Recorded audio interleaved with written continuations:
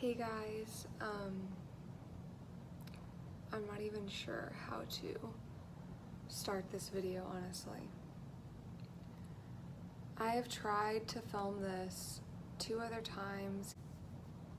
I feel like when I've tried to film this, I was just so focused on it being perfect and everything coming off exactly how I wanted it to be, and oh, I forgot this, or I didn't mention this when I should have talked more about it, and it's just hindered me from actually getting it posted. And so today I'm not going to try to focus on being perfect and everything coming out the right way. I'm just going to try to focus on being open and honest and vulnerable, which is very scary for me because I have never been the type of person to be super open about everything. I've always been very keep to myself. It's always been very difficult for me to share my past, my struggles, because I have a fear of people seeing me differently, people turning away from me, people judging me, shaming me, whatever it may be.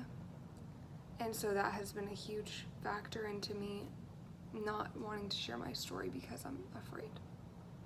So for the past, few months, I feel like Jesus has really laid it on my heart that it's time to share what he's done for me. And I have wrestled with it. I have fought back from it because of the fear, but I'm gonna try really hard today to get through it. Sorry, I haven't even started yet and I'm already crying. This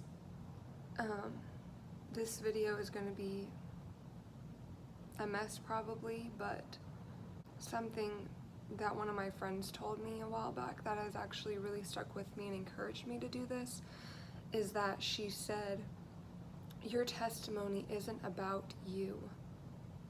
It's about everything that God has done for you. I guess I'll start with me growing up.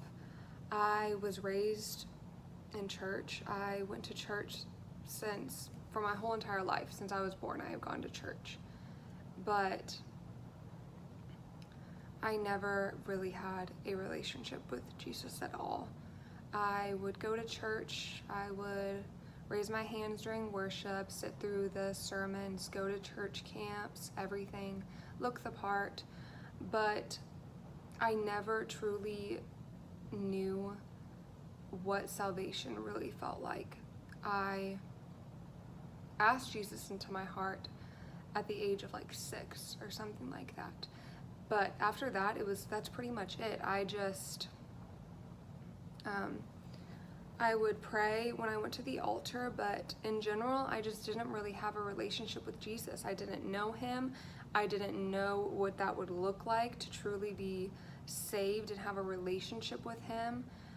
And so I went through my life just feeling kind of numb throughout church, and I'll kind of talk about why I struggled with that. So this is so hard. I'll just start with the fact that growing up, I was never taught about sex. And I know some people, this is going to be touchy subject, people don't like to talk about this, but I am going to be discussing this in this video, so if you don't want to hear it, you can click off. But I was never taught anything about sex at all. Not from church, from school, nothing. All I knew and all that I was told growing up was that you don't have sex until you're married. That's all I knew. And so I didn't really understand it from a biblical standpoint. Why don't we? And so I didn't have any type of real grasp of what the true meaning behind that was, really, or God's intentions for it. So starting at the age of 12, I was shown pornography from a friend from school.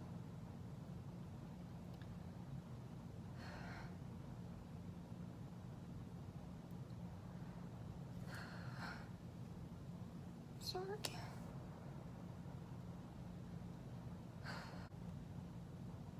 And so that was the start of a huge addiction for me, starting at a very young age. And it was never something that I was talked to about. I never really heard any type of like preaching on it. I would hear a few sermons ever so often where they would mention pornography, but it was usually focused towards guys, and it would be a brief thing. I never heard like a whole sermon or a whole teaching or anything like that about it. They would just kind of be like, you know, boys, I know you struggle with pornography when you're alone or something, and that was kind of it.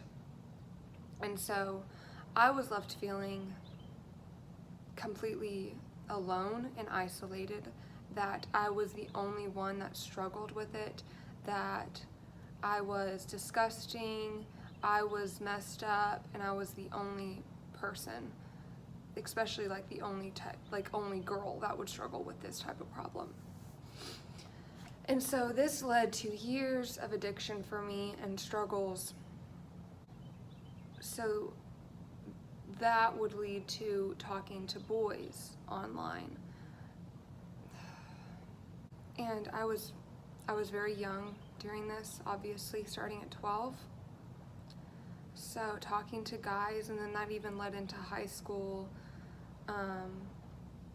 I had no worth for myself. I didn't see myself as valuable or loved, or I had no self-love for myself. And so I would try to get some type of affection or approval, or like have a guy say, like, appreciate me almost, to get attention and affection. And so I would try to fill the emptiness in my heart with, you know, pornography, talking to guys, whatever it might have been, for years, because I had no relationship with Jesus. That emptiness in my heart was a void because I didn't know Jesus. And so I tried to fill that with living in sin and trying to get love from random guys. And that is so hard for me to admit, because I have went through so much shame from the things that I have done.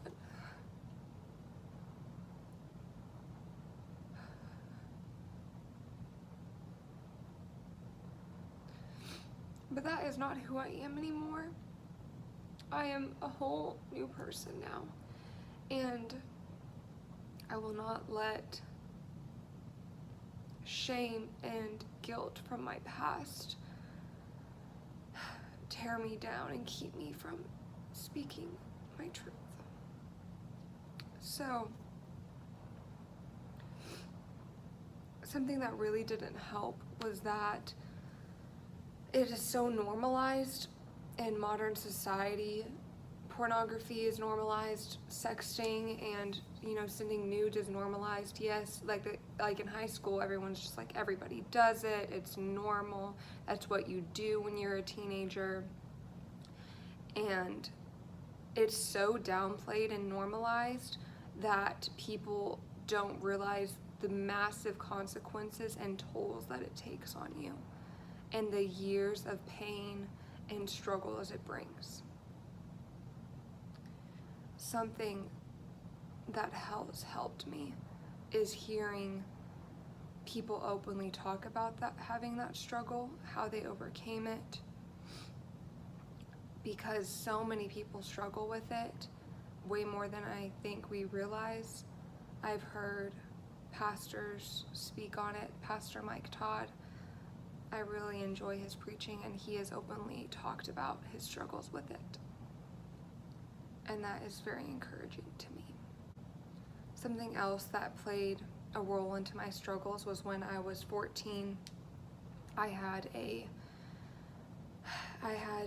childhood best friend pass away And then like 5 months later, my papa had passed away.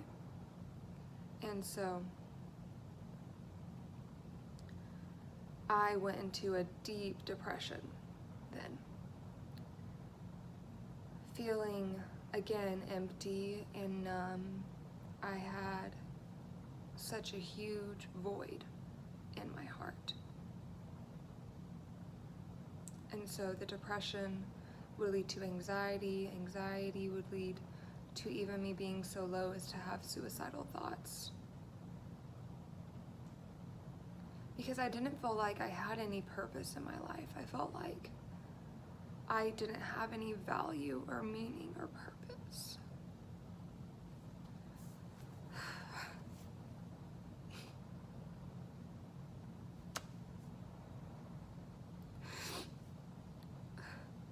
And I didn't know how valuable I was because I didn't go to Jesus. I didn't go to God. I didn't study about what God truly says about us and how precious we are to Him. In God's eyes, we are so valuable. A book that I read that was so helpful to me to truly know my worth is called Jesus, Sex, and the Conversation the Church Forgot, and it's written by Mo Eisem, and she talks a ton about our value in Christ and our purpose and our worth and how truly valuable we are to Him. And I think once we realize once I realized how valuable I truly was, not just to myself, but to God, then it truly showed me that doing the things I was doing was such a disrespect, and it was just such a waste, and I was not honoring God with my body, which He had given me, and that has so much value. I just felt like at this point when I was like 14, 15, I was just stuck in this endless cycle of like addiction, depression, trying to get the victory over it. So I would go to a sermon, hear someone talk about getting the victory over whatever chains that have you bound, and I would like go to the altar, do a little prayer, try to get victory over it, and then it would just go back to the endless cycle. Live in sin, feel guilty about it, try to get victory over it, and it's just like an endless cycle for me. Like I was just constantly chained and had this constant burden that I could not get over for years. And it was like church camp after church camp, camp meeting after camp meeting, service after service, just feeling empty and alone.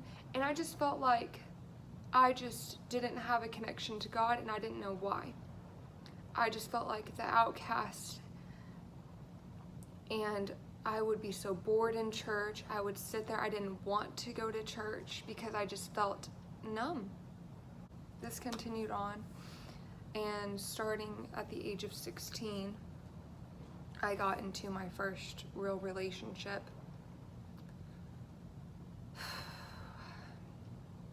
And I don't know how much detail I want to go into here because this is a very personal, like, touchy subject for me. But I'll just say that because I had no real understanding of what sex meant, no value for myself, I had no boundaries. And there is a series called Relationship Goals by Pastor Mike Todd that I highly recommend. Even if, whether you're single or married or whatever, I highly recommend watching that series. It was so helpful to me. And something he says is that if you don't have parameters for your relationship will create the parameters. And starting off in that relationship, my parameters were just, we're not having sex until we're married. I had no reasoning behind that. That's just what I had been told. I was a virgin. I don't want to have sex. That's about it. So starting off, you know, I didn't have any real meaning behind those. They were just rules to me. And so over time, it's like I was pushed a little bit more, pushed a little bit more, pushed a little bit more until there was no boundaries anymore. That relationship was extremely toxic. I was emotionally abused in that relationship for about a year and a half. I felt trapped because once you give up everything, you feel like you have to stay with that person because you feel like you've given up the most valuable thing that you have, so you have to marry them. That's what kept me in such a toxic and emotionally abusive environment for so long, was because I felt like I had to stay with him because I had nothing else to offer.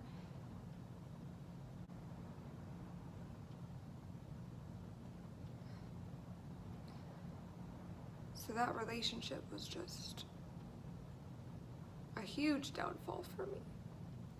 Sorry. It was so painful for me, and I still have struggles from that relationship. And it has almost been 2 years since we broke up, and I still struggle. Let me just encourage you guys that whether you're a guy or a girl, it doesn't matter. Please know your worth and do not settle.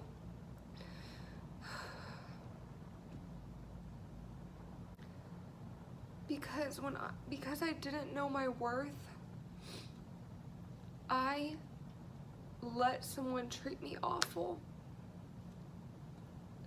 I let them talk down to me. I let them degrade me and push me down to like the lowest point I've ever been. I became extremely depressed. I became suicidal again because of that relationship. Please don't settle, because that will have huge consequences that you will have to deal with for years. You have no idea. And so I wish I could just save everyone from the heartbreak, because I wish I would have seen the signs and left before it even started, because a relationship like that leaves scars that are just a reminder of all the pain you went through, and it's very hard to forget. But I do want to encourage you guys that if you have been through a situation like that, or whatever it may be, something that has really helped me is I have prayed that God will help me forget everything about that relationship, all of it. And it truly has helped me a lot. God has helped me through it, and I have grown so much from that point. So something that I have heard that I wish I would have heard back when I was in that relationship is that because Jesus lives inside of us, I have always heard that my whole life. Jesus lives in us, and I've always thought of it as such a surface thing. But there is a place in our heart that Jesus literally lives inside. So every day, whatever we're doing, Jesus is there with us. And something that I had heard in a sermon was, what are you making Jesus live through? If I would have heard that back then, me living in sin, I was making Jesus live through that, making him be there with me through all of that, I feel like that would, I don't know if it would have been a wake-up call, but I definitely think it would have convicted me enough to try to change. I don't really want to go into a ton of detail, like I said before, but after that relationship, I was at such a low point that I still had no value for myself, and I was still trying to search and fill my voids. That's all I really want to say about that. Something that I had heard from another YouTuber that I really admire, her name is Cayenne. She had an amazing testimony video. And something she said in one of her other videos was that if sex was created for marriage, then we have never experienced sex. We've only experienced sin. And I loved that, and I thought that was such a good point. That really has encouraged me. I just want to encourage you guys that even if it feels like you are the worst of the worst and that you have messed up so many times in your life that you are not pure anymore. That's how I felt. Like, I felt so ashamed that I had lost my purity. You can turn your life around and God can restore your purity. And I know that people like joke at people for saying they're a born again virgin or whatever, and it's kind of like a joke, but that is seriously how I feel, is that God has just restored my purity.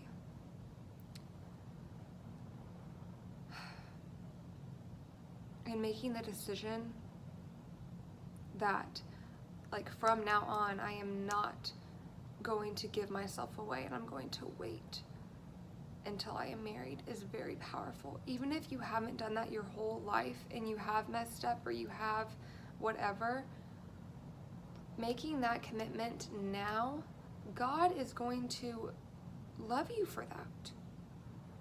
We've all made mistakes. We've all messed up, but that doesn't mean that there's no redemption for you and that you have to continue to live in that bondage.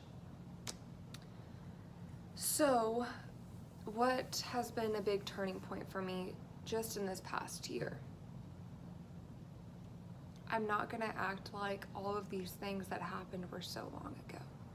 I am 19 now, and there are things that I struggled with just in this past year. But with that said, I can also say that God has brought me so far in this past year. I've never experienced this freedom and love in my whole life through relationship with Jesus. Something else that helped me was educating myself by reading books, like I said, and listening to podcasts, watching videos. I'll leave some recommendations down below for some things that have helped me. And I just want to share a few scriptures before I end this that I have written down that have helped me through this. So maybe, hopefully, I can encourage someone. There is no condemnation for those who are in Jesus Christ. For the law of the Spirit of life has set you free in Jesus Christ from the law of sin and death. Romans 8:1-2.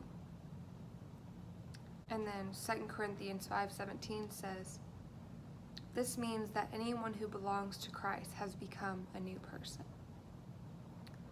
And then one of my favorite verses that has really helped me through this transformation, really felt like God took away my heart of stone and gave me a heart of flesh, and that is in Ezekiel 36:26.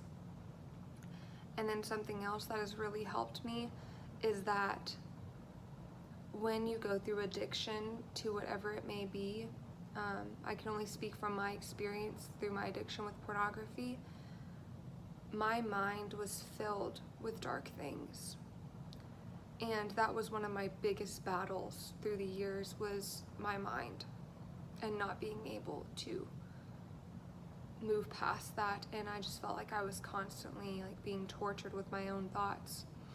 And so again, I want to encourage you guys, something I've done there too is to pray for God to help me forget and to help me have a renewing of my mind. And that it talks about the renewal of your mind in Romans 12:2. I feel like the crucifixion and hearing about Jesus dying is so normalized now, for me at least. I've heard it and it was always on the surface. I never truly understood and took time to understand it. But Jesus chose to come to earth and to endure all the pain and torture and everything and dying so that we could be free from our sins. Is me feeling like I couldn't share my testimony not acknowledging the fact that Jesus died for my sins? There is no condemnation for my sins. I am a new creature. God has forgiven me. He has wiped my slate clean. And so, I'm not ashamed anymore. I will take accountability for my actions. I was not somebody that I am proud of. I have made a lot of mistakes. I have done things that are wrong. But that is not who I am anymore. The purpose for our lives should be to show Jesus' love. I'm being honest here because I want to show you guys how God transformed me and brought me through all of this pain and trials. A quote that I really love is, "Your life is a uniquely written and orchestrated song, presenting the gospel for the glory of the Lord." That was a lot. Just want to encourage y'all. I am here if anyone ever wants to talk. This has been very hard for me, so I hope you will have some grace for me. But even if this just encourages one person who may be going through some trials, then it is worth it for me to be honest and to move forward from here. So, thank you guys for watching. I really appreciate it. And yeah, I'll see you guys next time.